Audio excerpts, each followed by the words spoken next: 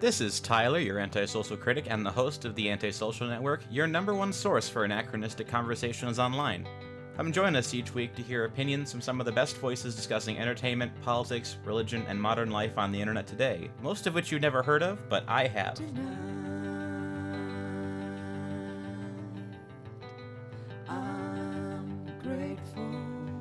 This week we're joined by Poe the Person. She is a YouTuber, an engineer, a comic book artist, and a regular guest on, I believe, Aaron McIntyre and Academic Agents channels, and soon to be a mother of two.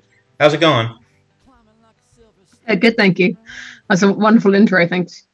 Well, you got lots of credits. You gotta, I don't want to pay due. So, is the Women's Hour is on Academic Agents channel, right? I don't watch a lot of his stuff, so I wasn't sure, but I thought that was. Yeah, that's right. So that's every Wednesday evening. I host a Women's Hour where we have just normal, regular political discussions, social issues, that sort of thing, but just with women on to get a kind of female perspective on what's going on in the world, I guess. So, and what do you? Like I said, you're about to have your second kid. Do you have an idea when your child is due? Yeah, it's good to have a due date. So that she's due in mid-February. I already have a 2-year-old, also another girl. So our family just keeps getting bigger. We're very excited. I can only begin to imagine. Is it? I don't know what I'm trying to ask, but like, what has it been like to kind of go through that process of having your first and second kids?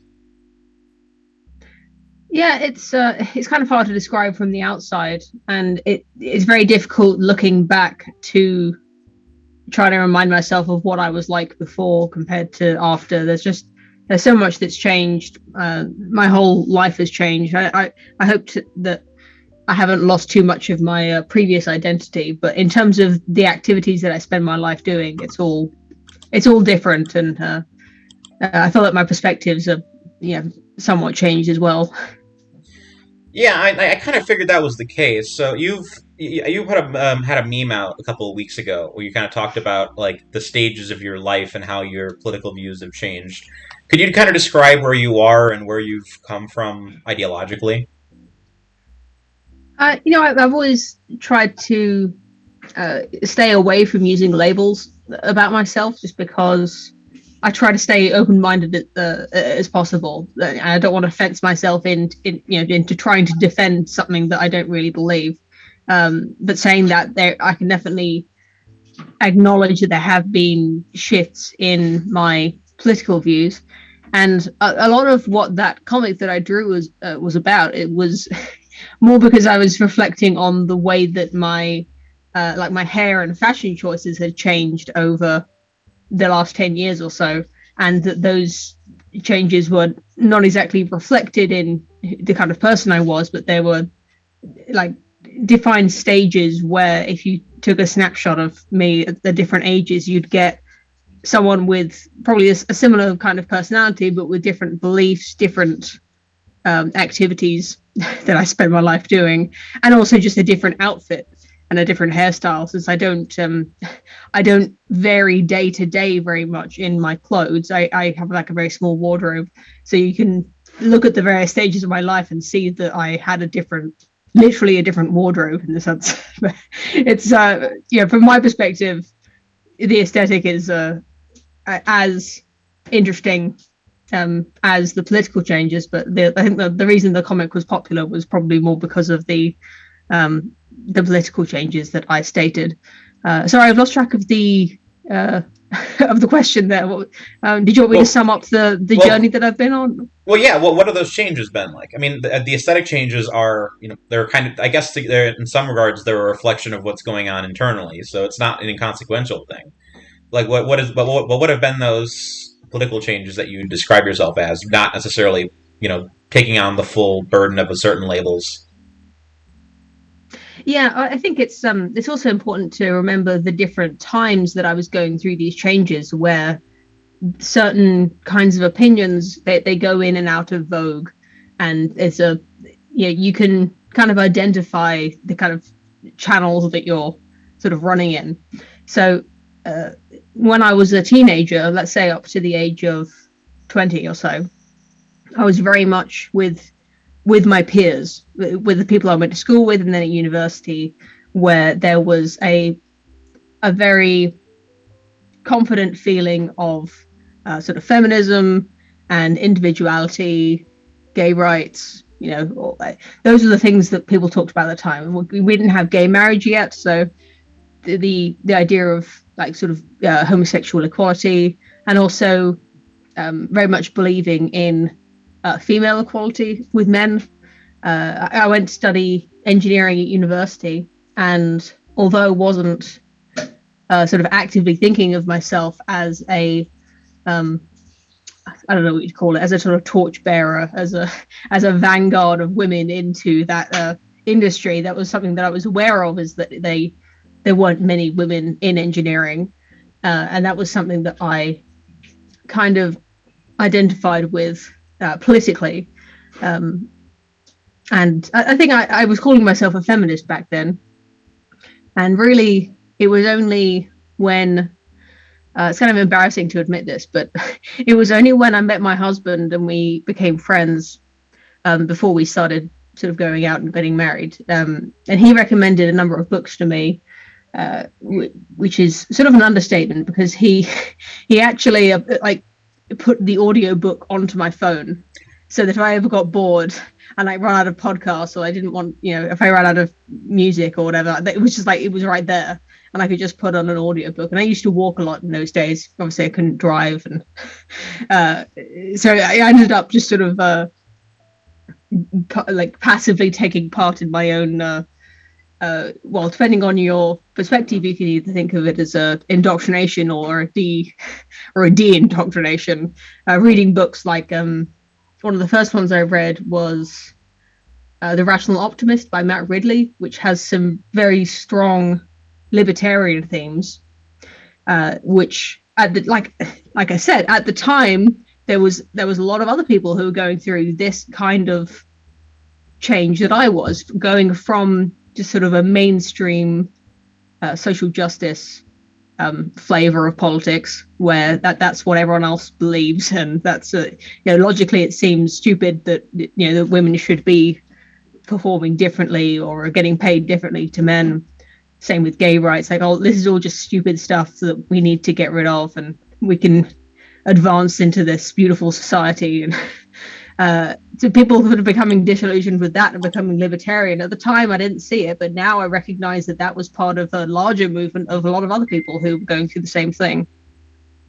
And a lot of that was driven by economics. I was also reading Thomas Sowell at that time. There was a few other audiobooks that I had on my phone put there by my now husband. And I think learning about economics was fascinating to me. And so when I learned all these sort of Austrian principles and about free markets, it did kind of amaze me, and I got really into this idea of liberty and freedom and the invisible hand, letting things sort themselves out in this sort of amazing way that libertarians often talk about. This what would you call it, emergent order, the way that the markets spontaneously organize themselves to distribute resources in the most efficient way, to improve people's lives, decrease poverty worldwide. There was all this sort of stuff, like Matt Ridley, Thomas Sowell, like I said. And that was when I really got into thinking about... Sorry, I'm going to turn my phone off. It's the second time it's gone off now. I don't know if you can hear it. I expect you can. It's just okay. I'm going to pretend to be offended that you're texting on my podcast. I'm not texting. I'm just receiving texts. It's only half of the texting process.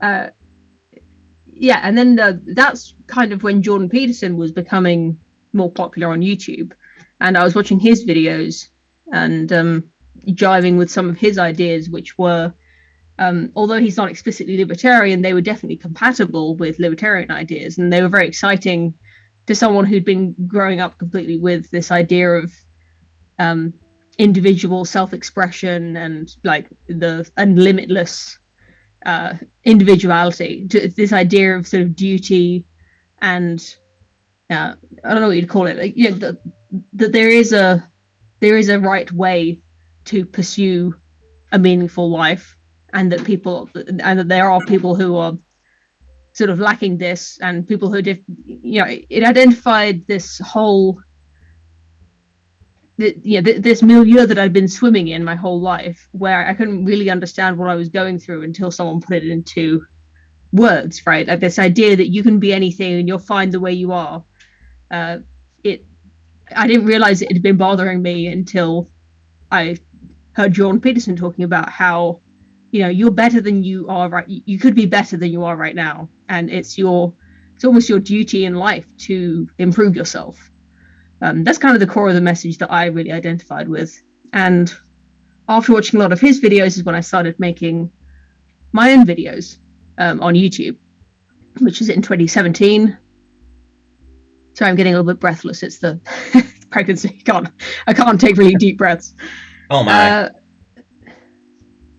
So after that point, it kind of well documented, because you can see, if you watched, I don't know if you have or anyone watching this has, but if you watched even just a sampling of my videos, you could probably detect again another departure away from libertarianism, which again is reflected by a larger movement of people that are going through the same thing that I have. Even people who have always been libertarians, but also people who have been following a similar path to me up to that point of being kind of a social justice, default leftist, feminist type of person to libertarian, and then moving on from that. That I saw it happening to other people first. Where I don't know if you're aware of the libertarian alt-right pipeline memes, where it's like an established pipeline, and although I don't identify with alt-right or anything like that, there's definitely somewhere else that I've gone. There's no longer, to the extent that I was libertarian to begin with. Like I said, I don't really like to label myself, but at the time, calling myself a libertarian was always preferable to calling myself right-wing or conservative, because I was still kind of disgusted by those labels. I didn't like the other people who were describing themselves that way, and I'd spent such a long time of my life not liking those people that to call myself that would have been to go too far. So I was using the libertarian label almost like a shield to go like, oh no, I'm not one of them. I'm a libertarian, I think over the years, among other things, it's become easier for me to identify myself as conservative. That's not what we call capital C conservative. In Britain, the Conservative Party is the right-wing party, ostensibly. And at the moment, you could probably, I think I could confidently say that I label myself as more right-wing than the Conservative Party. I don't believe that they are small c conservative. They're not really interested in conservatism. They're basically Labour, the left-wing party on driving at the speed limit is the meme. They're just doing the same things that the left is doing, but slower, if it makes sense. Yeah, I mean, in my read on your kind of current politics, I mean, just based on your recent videos and your associations with Aaron and Academic Agent, was that you were starting to skew into more dissonant right circles, not the alt right circles like they like to accuse people of, but that seems to be kind of where a lot of the energy is kind of going nowadays in like internet circles, is just kind of towards this Curtis Yarvin inspired kind of like political consensus among people that are frustrated with the the direction of politics nowadays. Especially you see that a lot with the people that are coming out of the former milieu of the skeptic community, which you kind of came up a few years after that, but I'm sure you've spent more than a fair amount of time with them and like watching their videos and you're familiar with them. But a lot of those channels, they've either skewed into like they've become tankies, or they've become like either dissonant conservatives or some sort of theocrat. They've all kind of just broken off into different areas, except for like the one or two people that are still super dedicated to it. Yeah, I think there's if I could quantify it in one belief, it would be the skepticism of democracy, which is something I never thought that I would identify with or be interested in. I still wouldn't label myself as a monarchist or an anti-democrat. To be honest, I don't know. It's something that I definitely a lot of, like, if you can call them friends, a lot of my associates on YouTube, online, are very critical of democracy, and I understand those arguments and I empathize with them. I don't know if I'm ready to take the step of being sort of anti-democratic and to write off any positive political change that could come from the current democratic process. I think that maybe I'm hopelessly optimistic, but I do still feel like there is positive change that could come from through the current system with with effective messaging, effective memes. That there's an energy that is kind of contagious at the moment among the right, and I feel like that looking on a large time scale, like 50 years or 100 years, I feel like that energy could be, if it continued to amplify, to spread, that we might start to see people getting interested in politics who would actually be good for the country, who would be democratically elected and be a good, a force for good, rather than what. It's kind of hard to talk about it without Fed posting, as they call it. But I've seen a lot of discussion of, this system is completely useless. We can't make positive change within the system. We must abolish the system and put something else in its place, which could be true. I don't know. I'm not much of a historian. I can't predict the future. Like I said, I'm sympathetic to the arguments, but it's a very radical view, and to actively try to move towards that, I think, is extremely dangerous. Yeah, I'm probably in a somewhat similar boat to you because I work as a journalist as my day job, so I kind of have to have some sort of, respect for the establishment and some level of respect for, any sort of thought that the people in charge know what they're doing, which I don't think anyone on the dissonant right necessarily has. But as far as I'm concerned, a lot of the dissonant right discussion is more interesting as a prognosis more so than as a solution. I think when you get into the actual solutions they come up with, you get into some really weird, like, unworkable ideas, like Curtis Yarvin's idea of, like, the corporate monarchy, where everyone just lives in these, like, semi, like, anarcho-tyrannistic city states that everyone just kind of in that, but you can leave where you want and you can go where you want, and it's all perfect, and all the very multifarious incentives are perfectly laid out. And I'm like, no, human nature is going to find a way to screw that up, because the core problem in all of our political systems is that people find a way to ruin them. That's the core problem in all of this. Is as much as I think that the dissonant right is right to try to want to come up with political systems that, realign incentives so that society isn't just constantly feeding poison into itself. At the end of the day, you're kind of stuck with people, and I don't think that there's a perfect system. It's not going to be monarchy. It's not going to be, some sort of perfect system where, one good ruler just tells everyone what to do and everyone's happy with it.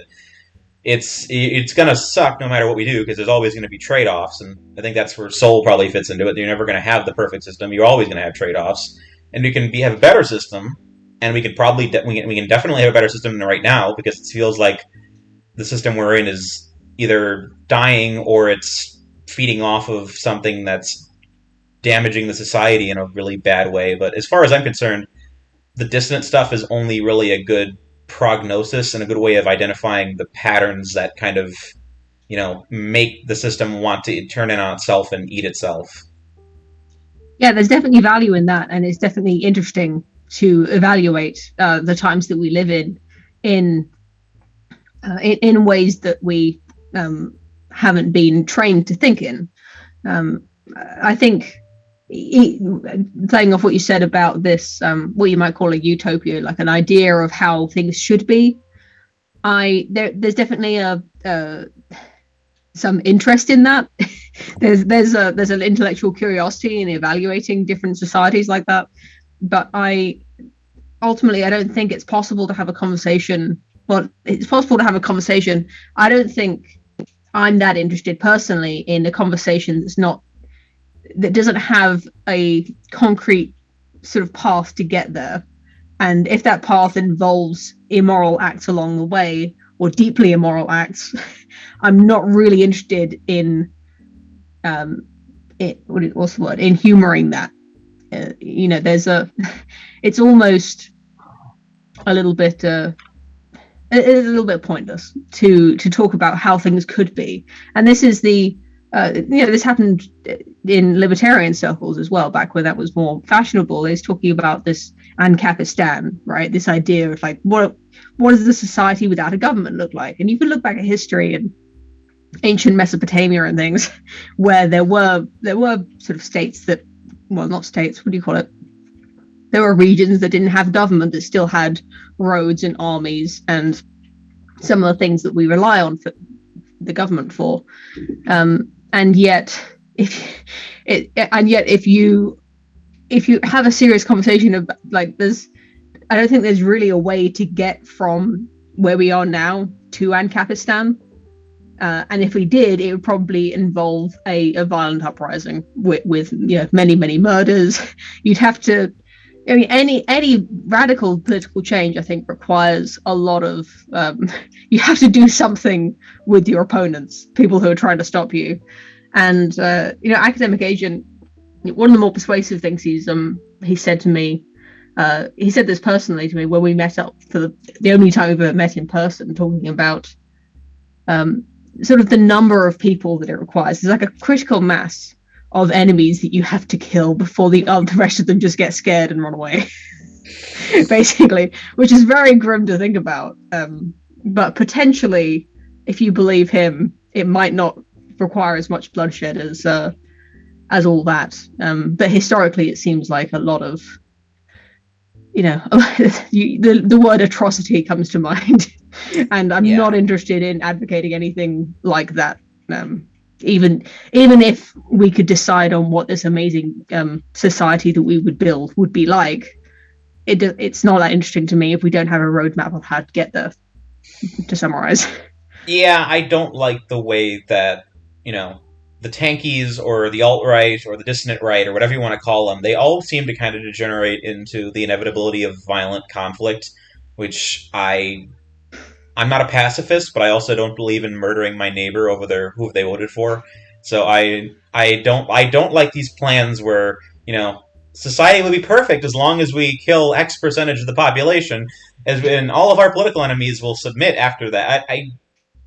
That's not really a good roadmap. It doesn't really, pay off in the long term. It's more like, a few years before societal collapse kind of logic right there.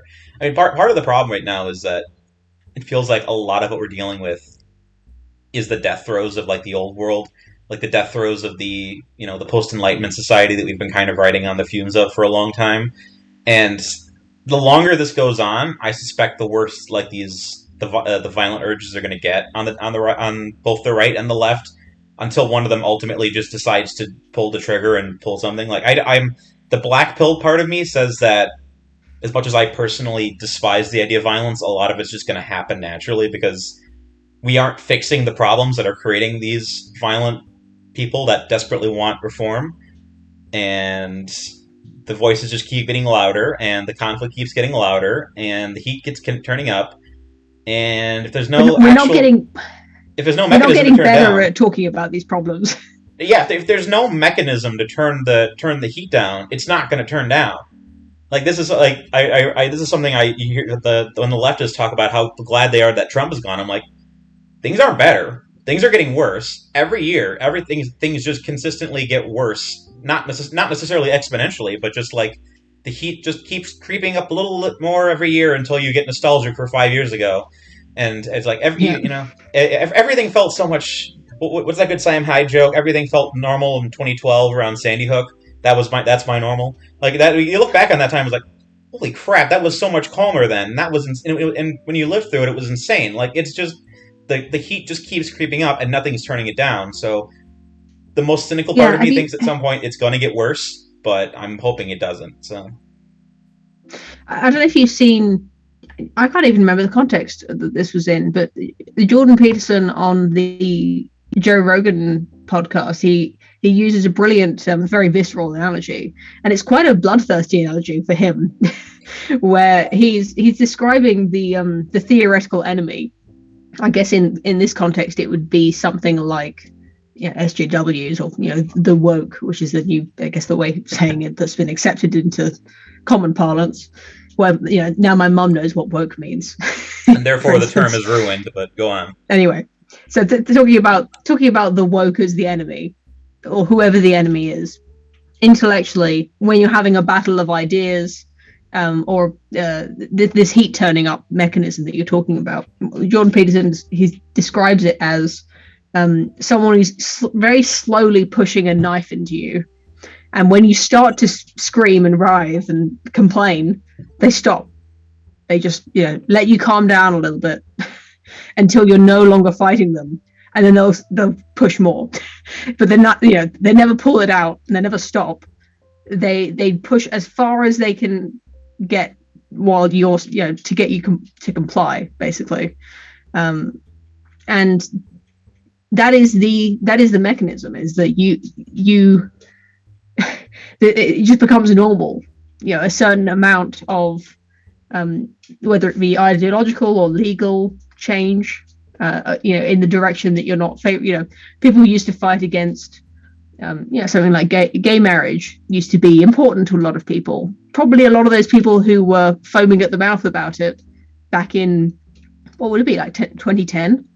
Like, a lot of those people, they've probably moved on. They're probably angry about whatever the new thing is, and they've sort of, even if they haven't properly accepted it, they're probably pretty chilled out about gay marriage now.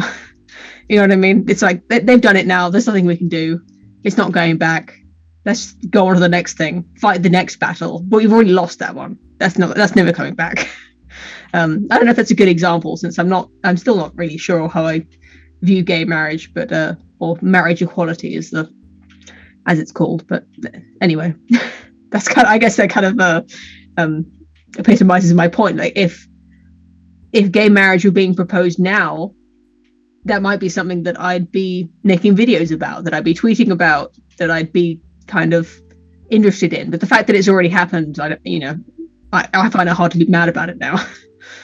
Yeah, I mean, it's water under the bridge at this point, and even the diehard conservatives who 20 years ago were saying it would be the end of society now barely care about it. But on the dissonance side, you're starting to see the first inklings of them basically saying that the entire LGBT movement was bad. I mean, obviously you see it a lot more on like the theocratic side of things, where they're a very hard line on it still. But there's obviously concerns. Like, at some point, like if you're pro gay marriage and you want to make sure that people can keep this, like, you have to get the insane part of society under control right now, because they are going to do so much damage to the good side of that movement, the actual arguments, that it's just it would not surprise me if 30 years from now there was a huge like anti-gay movement that was resurgent, just because of how much crap is being folded into the LGBT movement right now, and how much like insanity that that's being like tossed around on the bleeding edge. Like, obviously, like no one in the movement is pro pedo stuff, but there's a lot of pedos that want to use those the same LGBT arguments to make to. Well, how many people are in favor of gay couples being on children's TV, for instance, to making it visible? And that's not pedophilic in and of itself, but it's completely it's far beyond what we were talking about 10 years ago, right? That's not the argument we were having. We were talking about whether it should be legal or illegal to do whatever.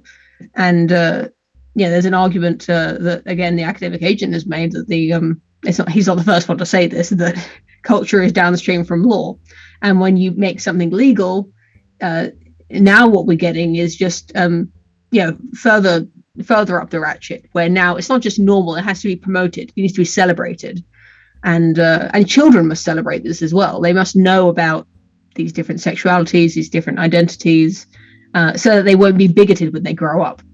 As if the default response is to be bigoted, and they need to be taught not to do that.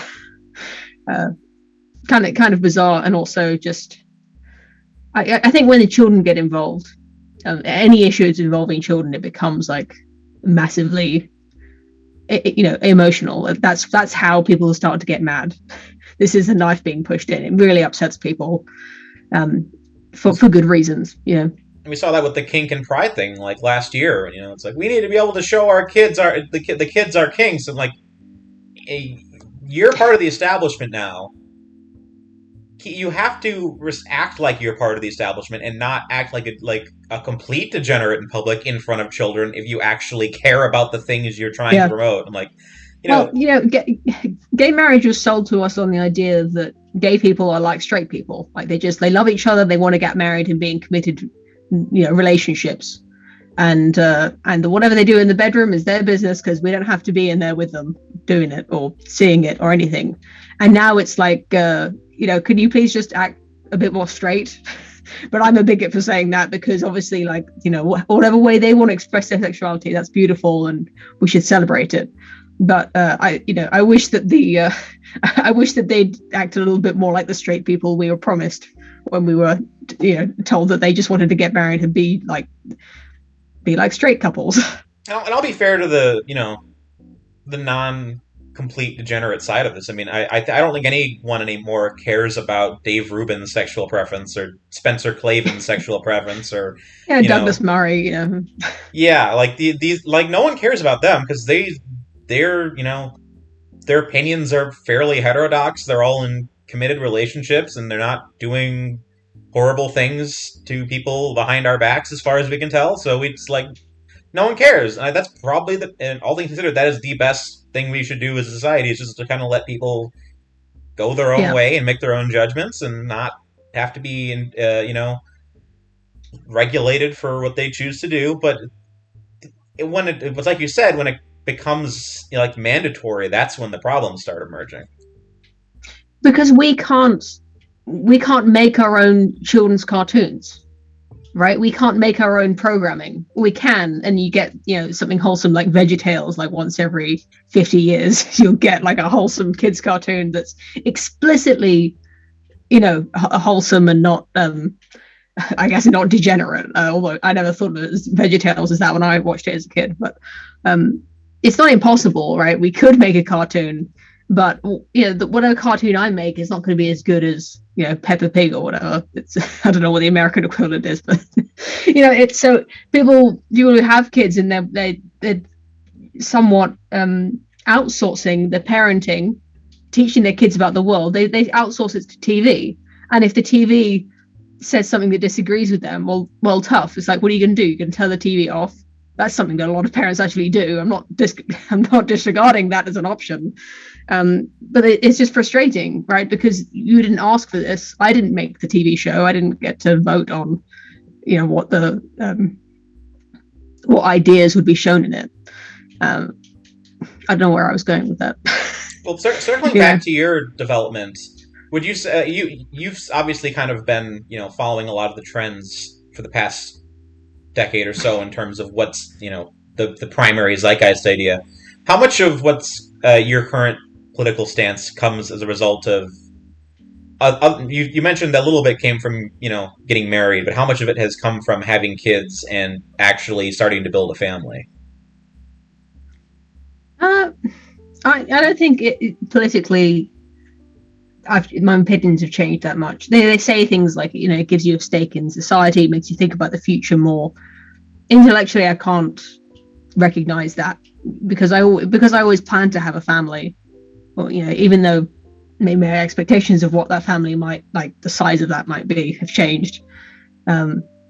It's hard to really parse out exactly why we do things. I think people's decisions are a mystery as much to themselves as to other people.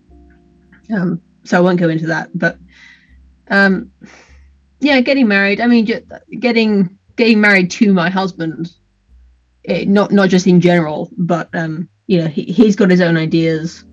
about things, and obviously I find him to be a very persuasive person. So I often find myself amenable to his way of thinking, without a second husband who has like an opposite set of ideas to argue against him. It's hard to sort of find balance in that way. So that's definitely a bias. And then there's a question of sort of where is he getting his ideas and all that I could go into. But well, what are Mr. Poe's opinions on things? Is he farther to the right than you? Is he less to the right than you? Or okay, well, I guess you could say I sometimes joke that he's the ghostwriter of my videos, because of so much of what I talk about is after having a conversation with him. He doesn't literally write the script that I don't read from a script. I write my own scripts. I decide what I talk about. But if you've watched my videos, it's quite likely that you'll recognize it. You'll recognize those ideas coming from him. If you talk to him afterwards, or either way around. I think after starting being a sort of what you could call a major contributor to the Academic Agents channel, getting involved, talking to Oren McIntyre, listening to a lot of sort of live streams on that subject. I haven't read many books that are recommended by those types. I've never even read Mensch Smolla, to be honest with you. I find it much easier to consume ideas in the form of YouTube videos, which is kind of embarrassing to admit, but it's true. And someone who's watching this podcast is probably likely to feel the same way because they're watching a podcast and not reading a book right now. Well, other than Hop Enjoyer, I don't think that any of my my followers necessarily are familiar with mold bugs, so I don't think they're going to hold that against you, except for Hop Enjoyer, who might yell at you. But anyway, yeah, I think to some extent my opinions are also influenced by the tweets that I read, the streams that I watch, and the people who I collaborate with on YouTube. I'm not going to try and deny that. It's just those are the people whose debates I'm listening to, whose ideas I'm listening to, and to some extent, of course, that's going to be the ideas that start to sound good after a while. Do you think that's true for other people that have kind of come out of your the skeptic milieu? I can't say words right now. I'm sorry. Milieu? Yeah. I don't know. It's really hard to tell what other people's opinions are.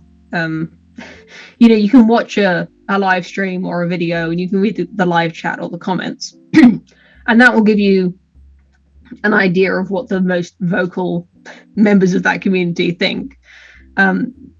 But it's really hard to know exactly who's reading, who's liking my tweets, who follows me on YouTube, who's watching my videos. I only get to sample like a few, like dozen. Like you, I know the names of the people who regularly comment on my videos. I know their screen name. I know their profile pictures. And I kind of have an idea of what they think, but I don't know. There could be people watching my videos who are much more what you might call extremist, but my sense is that the viewers are on average a lot more moderate than the people who they're watching. So there is this sort of radicalization engine going on where they're watching slightly more radical content than they're really on board with. Whether that's a bad thing or a good thing is kind of a subjective question, but that's kind of the sense I get, is that they for instance, when I started doing Women's Hour, there were a lot of people, I can't infer their political opinions, but a lot of people said, why would you ever want to listen to a woman about politics? Like, this is stupid. Like, this is a complete waste of time. And same about my channel to some extent. Imagine caring what a woman thinks, for instance. And there was like a fairly strong contingent of that in the comments section, when we first started, and in the live stream, people saying, they just post like, this is boring, like, I hate this. But then you look at the video and there's a few hundred likes and only a few dislikes. And those few hundred likes are left by people who probably never left a comment or said anything in a live chat. And they're probably just there for a good time. They probably watch like Steven Crowder, or and get somewhat of a bunch of different outlooks. And like Women's Hour and Academic Agent on my channel, it's just one opinion that they're sampling. They're not coming to us for like religiously to find out what to think. Right? Well, I hope not anyway. Well, switching between Steven Crowder and Academic Agent sounds like switching from marijuana to cocaine in terms of like how hard the hit you're getting is. But exactly. I mean, I enjoy a bit of I don't know, like Sitch and Adam, Short Fat Otaku, Seanhead. I got a lot of hate from Academic Agent and his followers because Sean had followed me on Twitter, humble brag, after I made that comic that you referenced at the start of this. And I was really pleased because I've been watching her videos for ages and I think she's really funny, even though she's a bit of a tanky, right? But she's a socialist anyway. She's a follower tanky. She's not an active one. She's not going to be the one. She's not going to be the vanguard of the revolution anytime soon. But she kind. I get the sense she kind of likes to follow trends, and because she didn't want to join the alt-right, she kind of just went for the other direction, which in that sure. case was the bread tube phenomenon, which is hopefully on the way out. But it was very popular for a hot minute. So, well. Yeah, anyway, I just think she's funny, and that she, a lot of the stuff she says about the woke, what you'd call social issues, she's pretty on point with, in my opinion. And so I'm there sort of sampling from a few different, vastly different things. And I even watch ContraPoints. And although I often find myself disagreeing with ContraPoints, I like watching the videos because I'm just interested in other people's points of views.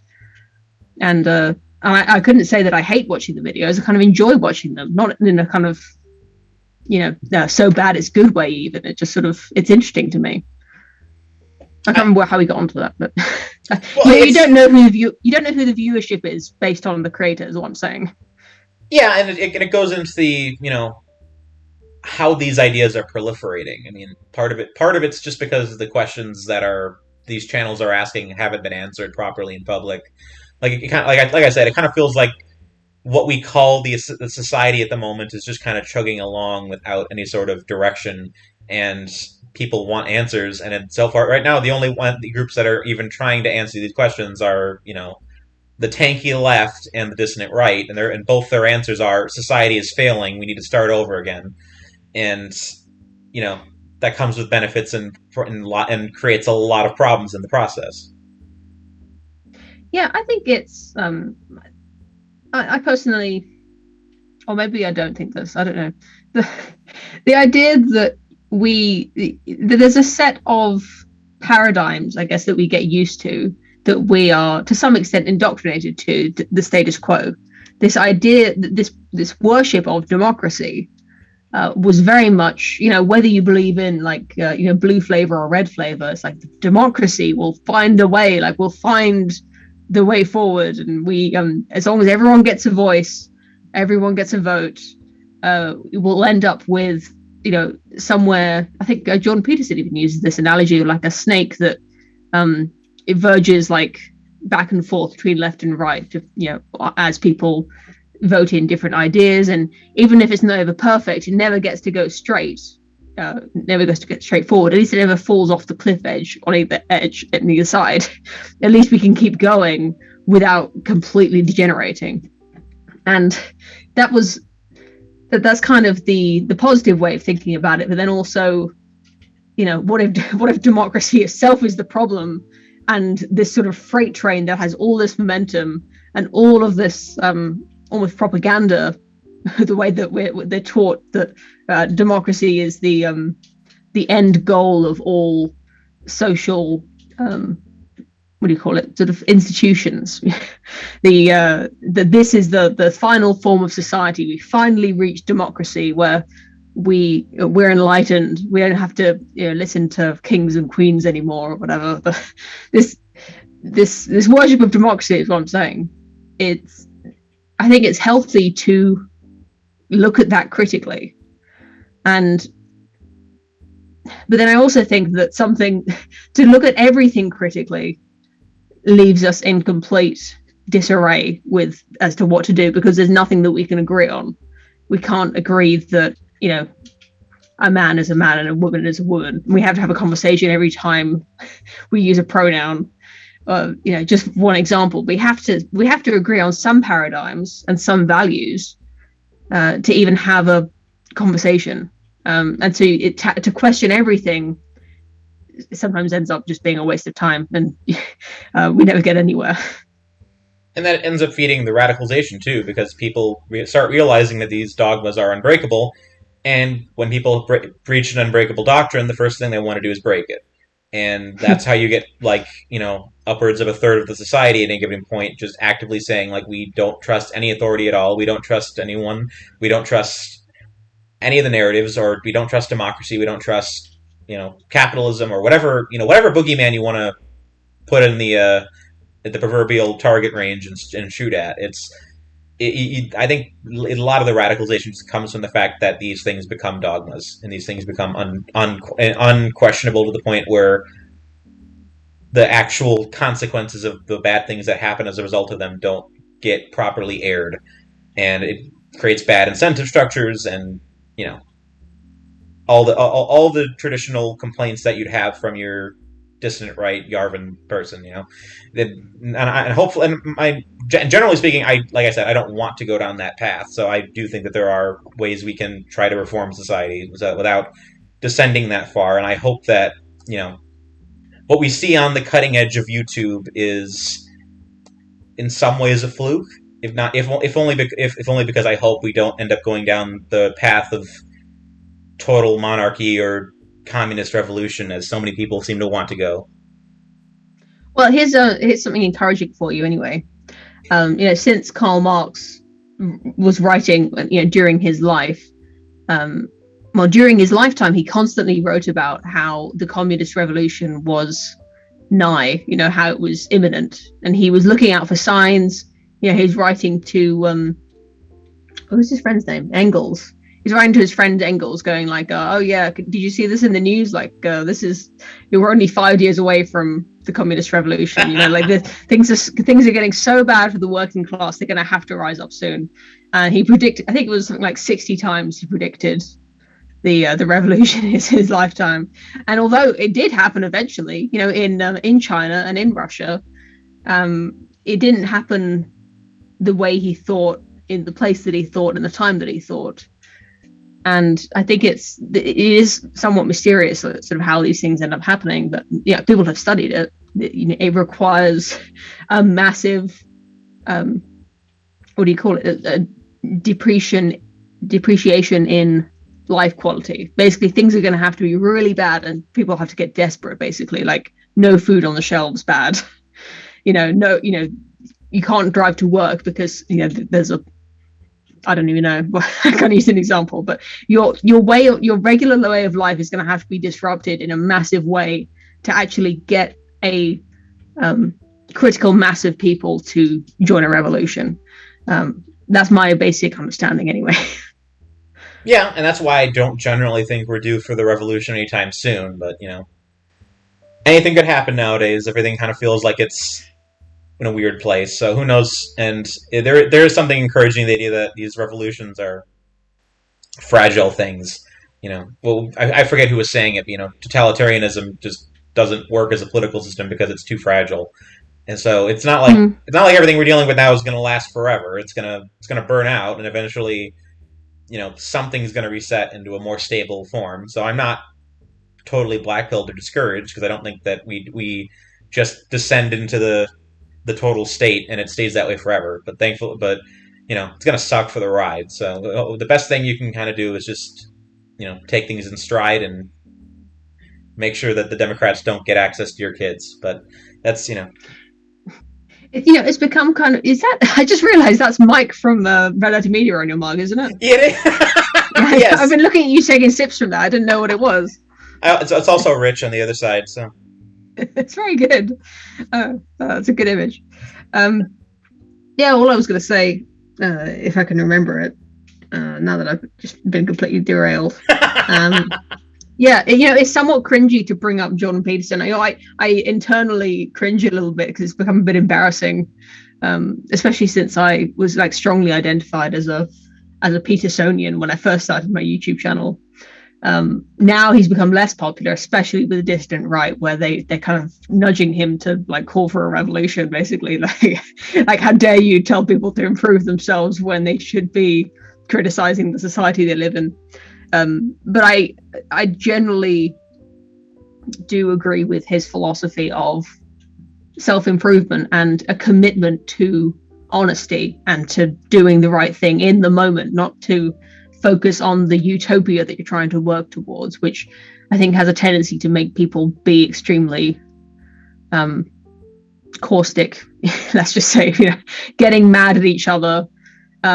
People who seeing people as enemies, I think, is a really is a big problem. Online, in politics, in general, and just for your own personal life. I think it's a terrible way to pursue your own best interests.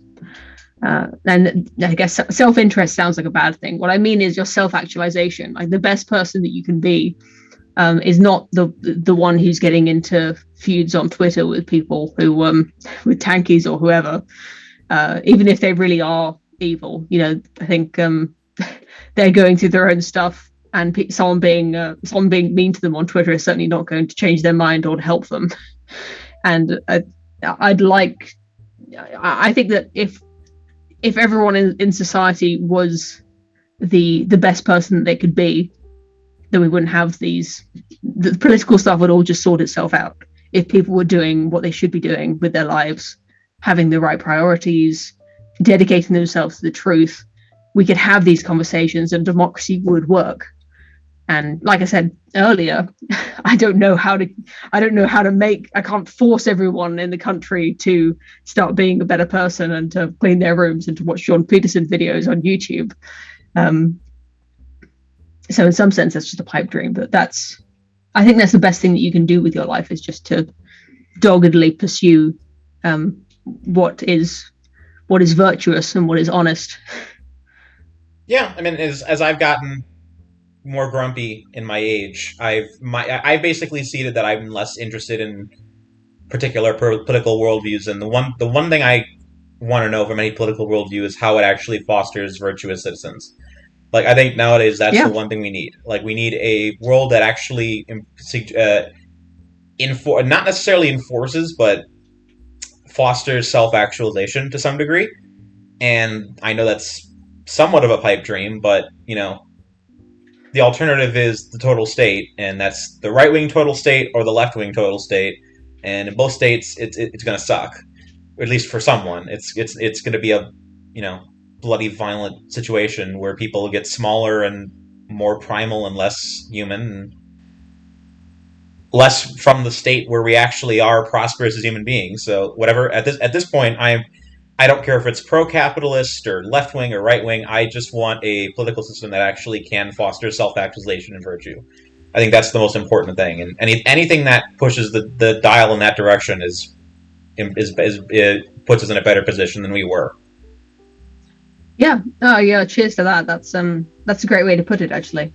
Thinking about it that way, and I think maybe that's one of the biggest changes that I've had in my beliefs, is that, like I said, it started off with an interest in economics and capitalism and free markets, where I became convinced that free market capitalism would maximize wealth, which maximizes well-being.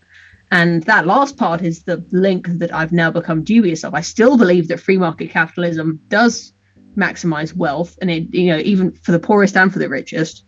But I don't think that it's not enough to maximize well-being, to maximize virtue.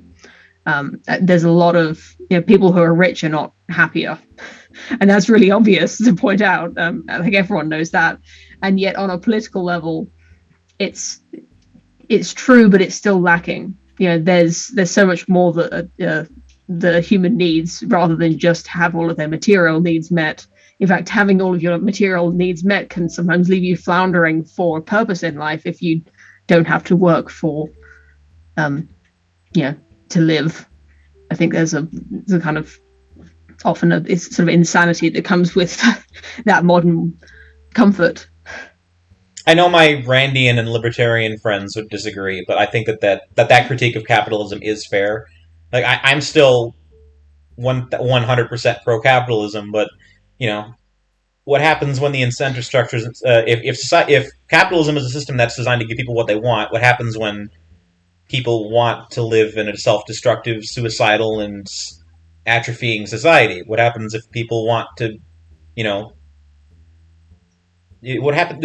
How does capitalism respond to that? And we've seen that as woke capitalism, as the buzzword goes. It's where the capitalism selling socialist propaganda to the masses for the benefit of capitalism. It's a weird paradox, and it's that's not a criticism of capitalism to say that it's not an all-encompassing tool. That it's not a capitalism is not an ideology. It's a economic system, and it's a great economic system, but it's not fully comprehensive. It's not enough on its own.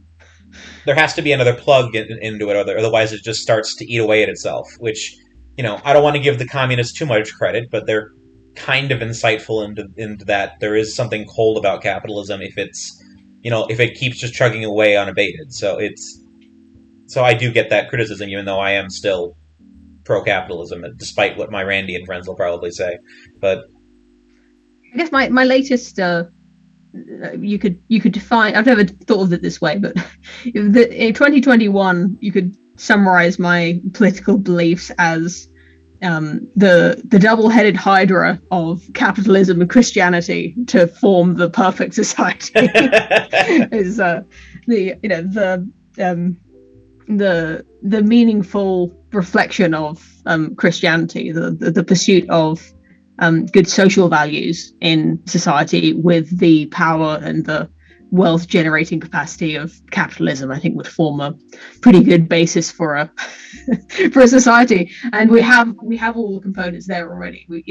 Christianity is dying out in my country, and I think in yours as well. But it's still one of the major religions that we have all of the infrastructure in place. Your local church still meets on Sundays. It's just that there aren't as many people there as there used to be. So even though it's a dying flame, you can still ignite it easier than trying to create your own replacement, secular humanism, or whatever Sam Harris wants people to do with their Sunday mornings. Yeah, and I think me being a practicing Christian, the easy thing for me to say is that that's the easiest cure to every problem we have in society right now. But that's a whole nother hour-long discussion, and I probably should let you go since it's like 9:30 where you are right now, right? Yeah. No, that's right. I do. I've been limiting my live streams to an hour just because I need my rest. So I do appreciate that, and maybe we can talk about Christianity another time, because I think you're right. Sure, that'd be a fun conversation to kind of expand upon. So I appreciate the time you did give me, though. Do you want to? Cool. Yeah, it's been really fun. Thanks. Do you want to plug your stuff real quick? YouTube. Poe the Person. You know that.